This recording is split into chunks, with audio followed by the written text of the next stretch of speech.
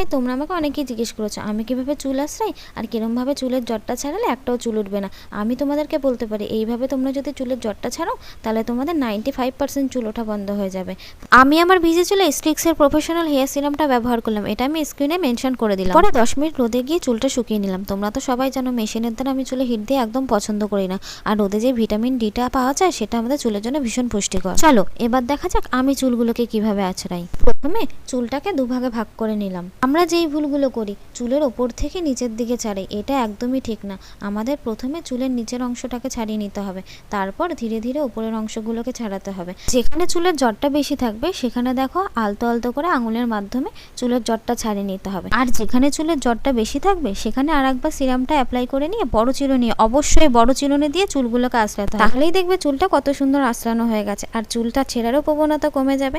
আর যদি dry hair আঁচড়ানো দেখতে চাও অবশ্যই কমেন্ট করে জানিও।